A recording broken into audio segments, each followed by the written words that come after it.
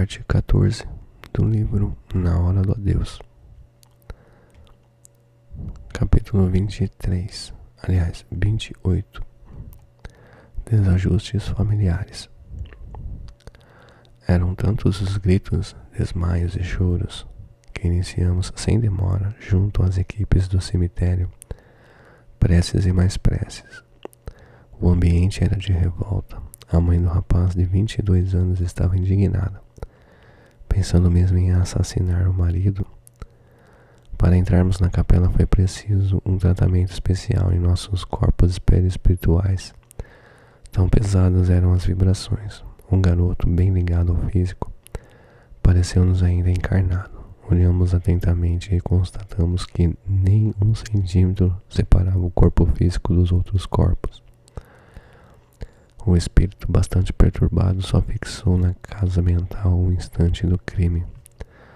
Parecia estar em estado de choque. Um técnico nos explicou que os corpos já estavam desligados, mas a mente espiritual, de tão encaixada no físico, não libertava as rodas energéticas do duplo, que já sofria a falta dos fluidos e das energias. O espírito, o dono dos corpos, não tinha condição de ajudar os técnicos. As pessoas presentes sequer uma oração faziam, impregnadas de revolta e ódio, sem saberem que estavam fazendo sofrer o garoto Jorge, que tanto precisava de preces. Saí à procura de alguém que pudesse nos ajudar e encontrei uma irmã que, intuída, logo iniciou um Pai Nosso, que nos ajudou muito. Entretanto, a alegria durou pouco. Ao iniciar uma Ave Maria, louvação à Mãe de Jesus, uma das irmãs de Jorge mandou-a calar-se. Nós não aceitamos Maria. Para nossa religião, ela é uma mulher comum. Pensei, como podem adorar o filho e desprezar a mãe? E depois ali era lugar de alguém ter autoridade para ir contra a oração, uma oração? A nossa irmã se calou, mas nós insistimos no pedido. Ore, ore. Ela começou outra oração, a prece de Cáritas. Ninguém pode imaginar a força dessa prece. À medida que a irmã orava, e nós também, os técnicos, puderam separar os corpos de Jorge. Só que algo nos chamou a atenção. Notamos que o duplo estava decompondo-se antes do físico. Corri para um técnico a fim de obter uma explicação. O que está acontecendo? Nas mortes violentas, o corpo físico, o duplo e o perispírito sofrem tamanha agressão que se enfraquecem. Então é melhor nesses casos enterrar o quanto antes o corpo? Não se toma preciso, mas gostaríamos de pedir ao irmão que escreva no seu livro que os familiares daqueles que sofrem morte repentina devem esperar 24 horas para enterrá-lo, porque é muito difícil separar os seus corpos.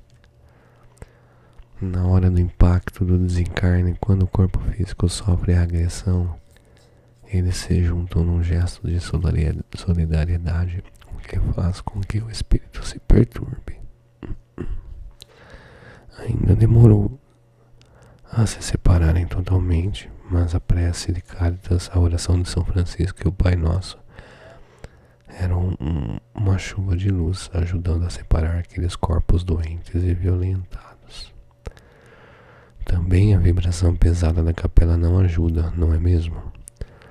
Luiz, se os encarnados se conscientizassem de como são importantes para o espírito as horas após o seu desencarne, não veríamos o que hoje defrontamos, quase uma festa nas capelas, com risos, comentários e conversas. Poucas vezes alguém profere uma oração, só o fazendo quando o padre ou outro religioso visita a capela. Fora isso, o desencarnado fica exposto à visitação, mas poucos oferecem nenhum abraço de despedida através da prece. A mãe, que há muito vivia mal com o marido diante do corpo inerte do filho, fazia aflorar o ódio que sempre sentira, mas que covardemente durante anos tudo suportou por medo de se separar.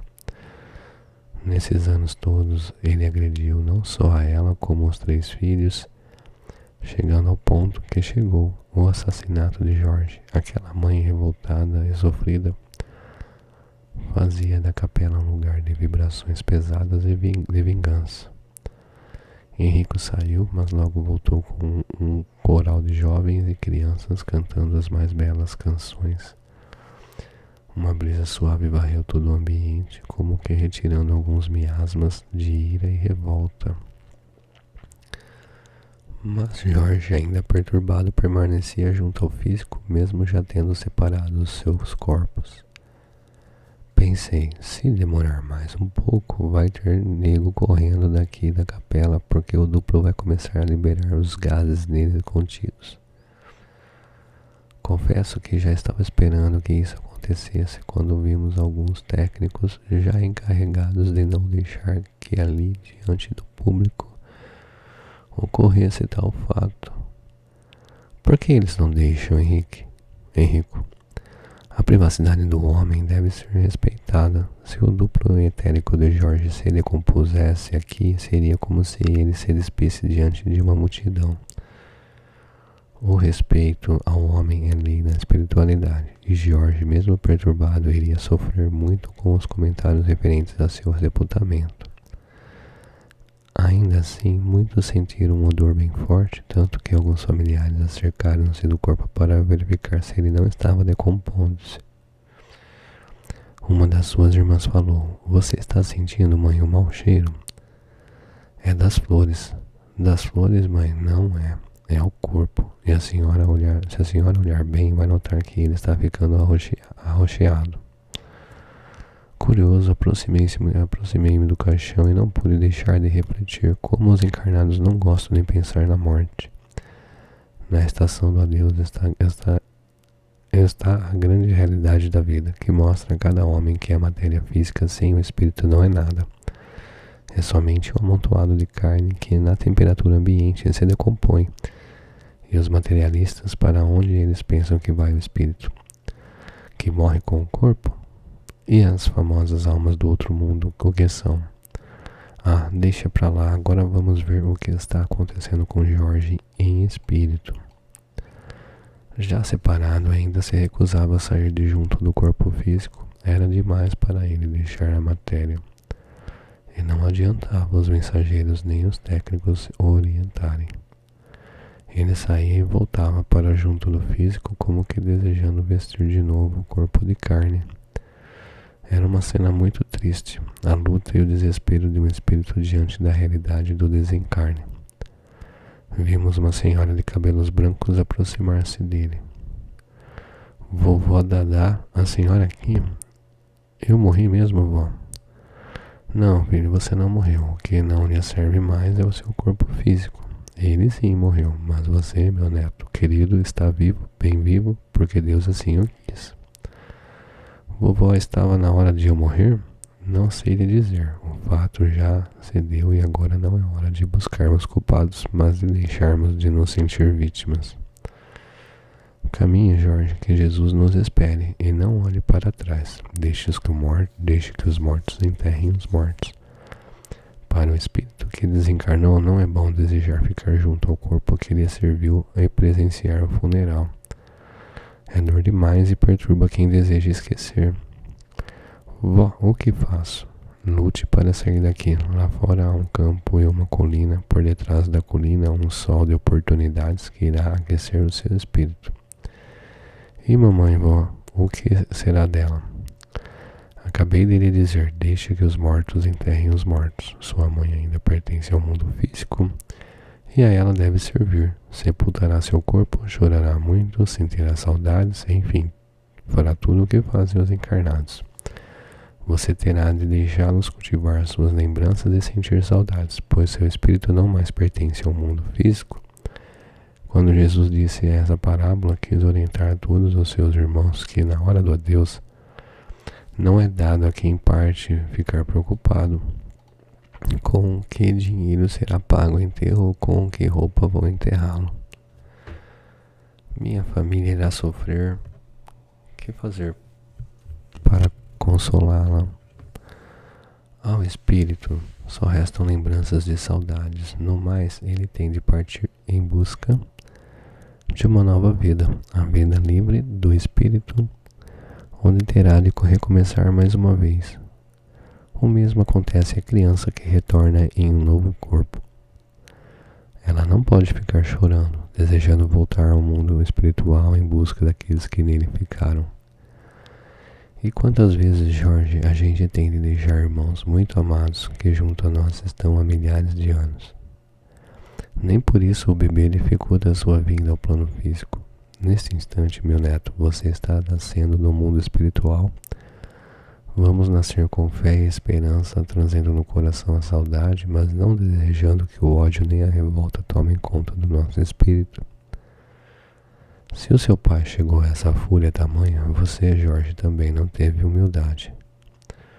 O boi bravo faz com que o humilde corra dele. Quem o enfrenta está armado do mesmo ódio e julga-se tão forte quanto ele. Vó, nós estávamos discutindo por causa de dinheiro. Ele queria lesar a família. Esqueça, vamos esquecer. A porta que é o túmulo deve fechar-se para as revoltas e tristezas, e ao adentrarmos nela devemos dar graças a Deus pela lei do Senhor. Não matarás. Por isso ninguém morre, porque ele, o Pai, não mata suas criaturas. Jorge abraçou-se com sua avó e ela, repleta de luz, voou, levando-o carinhosamente. A essa altura, nós não tínhamos mais lágrimas, a emoção tomava conta de todos. Pensei quão importante é na vida de um neto uma grande avó. A avó é alguém que já lutou, já criou seus filhos, já sonhou quando jovem, já se esforçou para criar uma família. Quando os netos chegam, o corpo já não tão jovem parece que recebe uma nova força, e muitas grandes mulheres renunciam a tudo para se tornarem avós, mães, com tal desvelo que os netos as adoram. No caso de Jorge, a avó Clotilde foi a mão de Maria tirando-o da matéria. Feliz da mulher que não fracassa como mãe, como avó, nem mesmo como mulher. Amar é um dom, e a mulher que ainda jovem se torna mãe e faz da maternidade um cântico de amor e renúncia é um tesouro para a família. Ainda mais se ela foi sublime como mãe e como avó, mais sublime ainda. Luiz falou Pamela, como você ama as avós. Como mãe, a mulher tem por dever criar os filhos, mas como avó, nela desabrocha o que ela tem de nobre no coração, a renúncia. O corpo cansado, com um lar para cuidar, o neto chega exatamente quando ela pode viajar, aproveitar a vida junto de seu marido. Quantas voltam a ser mães dos netos com novas noites sem dormir, novamente fazendo papinha, levando fraldas, levando ao colégio, ajudando no dever de casa.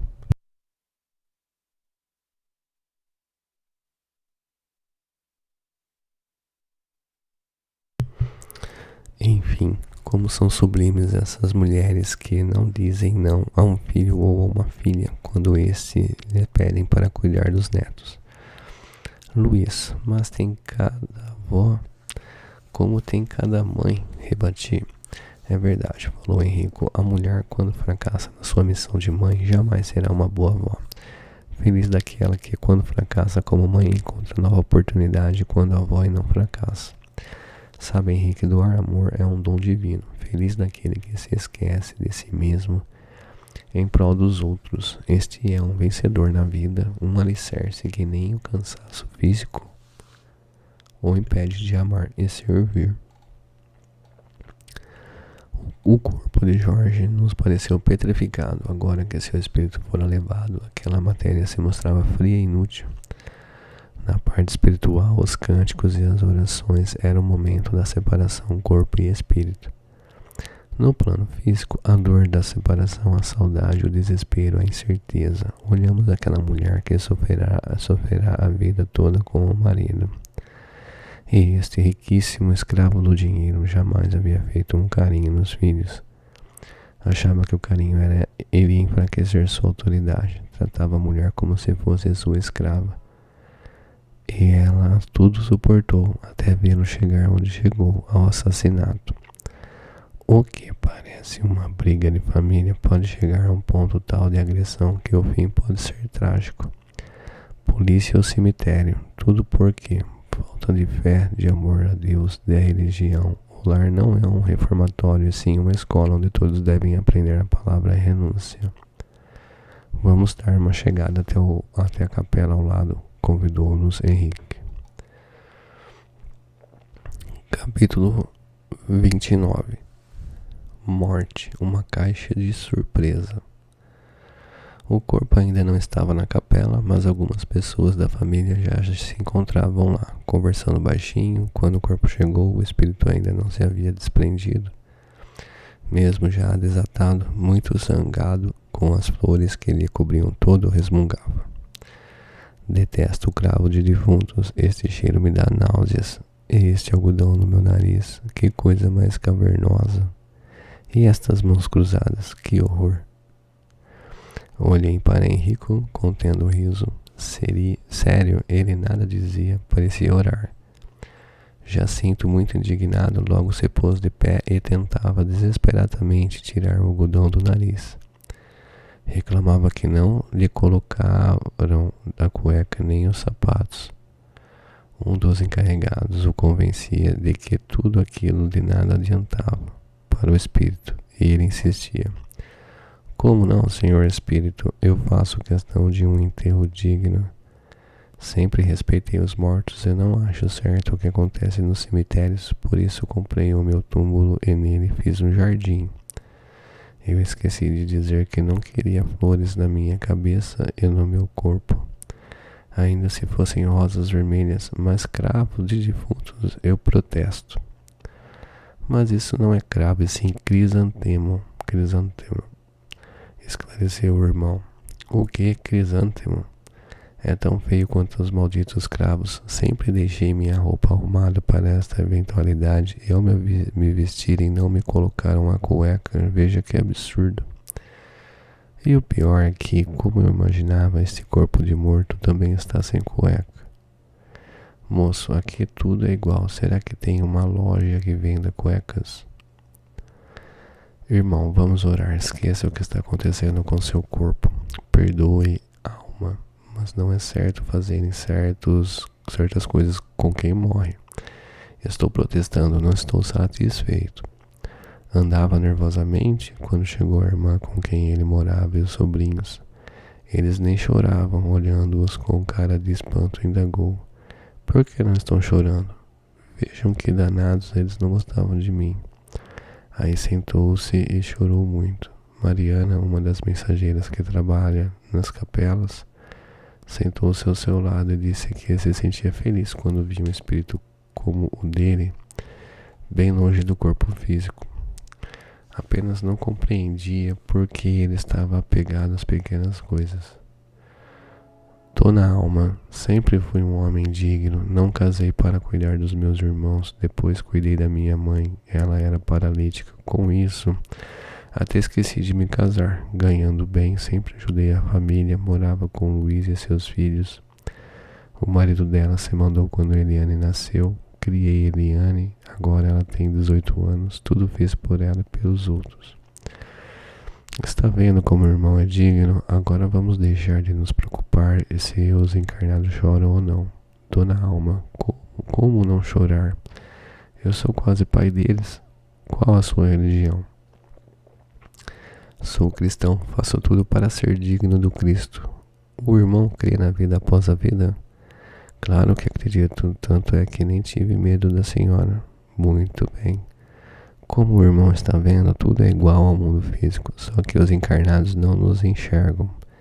Portanto, não devemos culpá-los se eles nos ignoram. Aconselho o irmão a deixá-los a seguir até a enfermaria, para melhor se desligar do corpo. Observando aquele espírito, constatamos que cada desencarne é um desencarne. Enquanto uns ficam ao lado do corpo, outros nem se lembram de que um dia o tiveram. Não aguentava mais de vontade de conversar com ele. Pedi a Henrico a ele, e ele me deu permissão. Aproximei-me. Como vai, amigo? Como vou? Preparo-me para esse momento. Morro e agora nada está dando certo. Pois sinto-me feliz em ver que o irmão não está apegado ao corpo físico, enquanto há muitos espíritos que ficam durante anos no túmulo. Não me diga, menino, acontece dessas coisas? Bem dizia minha santa mãe, o cemitério é uma caixa de surpresas, ninguém sabe o que ali acontece. Tem razão, a morte é uma caixa de surpresas. O homem se despe do corpo carnal e nua aflora nele a verdadeira personalidade, que a educação e a posição social escondiam. Menino, qual o seu nome? Luiz Sérgio. Ele me estendeu a mão dizendo, muito prazer. Falou olhando umas 10 pessoas que compunham a capela. Pouca gente, não é mesmo? Respondi. Mas essas poucas pessoas que aqui estão são seus amigos de verdade. E muitas vezes a capela está repleta de curiosos. Ah, isso eu não aceito. A falta de respeito aos mortos. O que você acha, menino, de colocar flor na cabeça e no corpo todo? Nem sei, sabe? Acho pavoroso, principalmente em homem e mulher ainda gosta dessas coisas. Estávamos conversando quando nosso irmão foi levado até a enfermaria para serem dispersados os elementos que o ligavam aos seus corpos. E também os laços não estavam bem alojados no perispírito. Mas logo ele estava de volta, passeando pela capela e sempre preocupado com os poucos amigos que ali compareceram, pois era muito conceituado no trabalho, porém um pouco cri-cri, queria tudo muito bem feito e alguns desejavam brincar no serviço. Será que ninguém vai rezar? Perguntou. Parece que o ouviram. Começaram logo a orar. Ele ao lado do caixão, todo posudo e tudo assistia. Sabe, moço Luiz, eu cuidei de tudo na minha vida, minha família vai ficar muito bem. Não quero me preocupar com coisa alguma. Agora vou buscar o céu. Sei que irei para junto de Jesus. Sempre fiz tudo o que ele manda. Acabada a cerimônia do enterro, vou buscar o céu. O jovem deseja ir comigo? Não posso. Vivo ultimamente nas capelas. Coitado. É alma penada? Falou rapidamente. Não, amigo, escrevemos livros espíritas e narram o que acontece após o desencarne. Ainda bem, gostei de você e não quero vê-lo sofrer. Era algo de maravilhoso e a simplicidade daquele espírito. Logo ele acompanhava o seu corpo, que era levado por verdadeiros amigos a uma bela e amorosa família. Só não gostou das flores e do algodão no nariz no instante que sempre aguardara ver seu corpo velado com um verdadeiro respeito. Por que você respeita tanto o seu corpo de carne? Indaguei. Graças a ele é que vivi na terra. Agora ele volta ao pó e agradecido eu o louvo, principalmente porque estou de volta ao reino de Deus. O irmão esqueceu o espiritismo? Aliás, o irmão conheceu o espiritismo? Não, mas o respeito. Não gosto é de quem faz mal aos outros, mas tive um amigo, o Sampaio, que é um grande espírita e muito me ensinou sobre o mundo das almas. Antes do seu corpo descer à terra, ele o beijou e disse: descanse em paz, porque eu volto a Deus. Agora nós nos separamos. Ficamos encantados com aquele irmão, esperando que um dia ele trabalhe ao nosso lado. Tem muito amor para dar ao próximo. Íamos nos despedir dele quando alguém se aproximou. Que surpresa! Abraçou-se a ela e chorou. Mãe, mãe, você não está mais paralítica? Não, meu bom filho, Deus ama todos os seus filhos e foi levando-o com o amor que só as mães sabem dar. Ele não nos esqueceu e voltou para se despedir. Logo irei visitá-lo onde você ficar, falei. A mãe sorriu dizendo: será bem-vindo, Luiz Sérgio. Já o conhecia, mãe? Sim, filho, ele é um trabalhador do Senhor. Assim se foram a nós, voltamos a andar em busca de outras notícias para você, leitor amigo. É pena que poucos pensem como o irmão que acabamos de deixar, julgam que ser espírita é unicamente crer na vida após a vida. Não é só isso, ser espírita é também ser responsável com as coisas referentes à doutrina consoladora. Como podemos crer nos espíritos que muitos não veem, se aqueles que vemos não possuem um comportamento divino? Muito será pedido àqueles que muito recebem, e ninguém, a não ser os espíritos, conhecem o que acontece aos que respeitam as leis de Deus. O espírita não poderá dizer eu não sabia, pois todos os dias, oralmente ou através dos livros, os espíritos alertam para o valor da reforma íntima. Mas alguns maus espíritas, apegados à terra, apegados à letra, fogem da realidade da terra, onde a fome, o frio ou o abandono estão cada vez mais perto.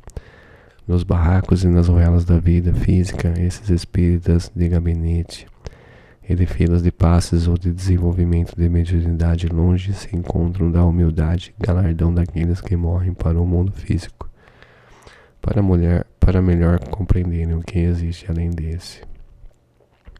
Um dia, Henrico, todos os ditos cristãos irão praticar a caridade? Sim, afinal de contas, de que serve a fé sem obras? Quem abre a mão em direção àquele que precisa não está somente doando ao pobre. Ao abrir a mão, ele toca a mão de Jesus, que está sempre aberta em direção a todos os necessitados.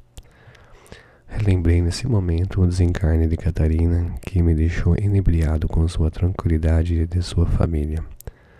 Quanta fé nesses corações! Felizes são aqueles que creem em Deus e trabalham pela humanidade sofredora. Infeliz daquele que desconhece a miséria, porque jamais sentiu fome, que o excesso de dinheiro o fez um ser distante dos fatos reais da vida. Talvez seja esse o motivo dos gritos e desmaios nas capelas da estação do adeus. Não sabemos, Luiz Sérgio, cada um reage de uma maneira. Será uma felicidade quando todos descobrirem o Espiritismo e, diante das verdades espirituais, procurarem desprender-se das outras coisas materiais. Uma delas, o seu próprio corpo físico. Acho que é sonhar demais. Conhecemos cada um que se diz espírita, que é mais ateu do que aqueles que dizem que o são. Há dias conheci Dora, uma mulher que dizia não crer em Deus nem em nada, mas que alma bondosa. Era mãe dos pobres e também respeitava todas as religiões. Ela achava que muitas delas só pregavam, mas nada faziam, e no dia em que Dora desencarnou, foi um cântico de amor. As vozes dos beneficiados formaram um coral em agradecimento à sua pessoa. Ela, chorando de emoção, asseverou: mas eu jamais acreditei em coisa alguma, nunca pensei que existisse um mundo espiritual, e com surpresa descubro que os espíritas têm razão. Ninguém morre. Sempre ajudei o meu próximo sem pensar que estava construindo uma casa para abrigar o meu espírito cansado de lutar em prol dos desvalidos. Não é a religião que salva, Luiz, é o coração. Feliz daquele que pensa mais nos outros do que em si mesmo. Na terra poderá ser considerado bobo, mas no alto o seu nome estará escrito como o trabalhador fiel de Jesus. Penso, Henrico, que a religião que não transforma o homem não é de Deus. O fanático vive jogando injúrias nos que não pensam como ele. Hoje como ontem,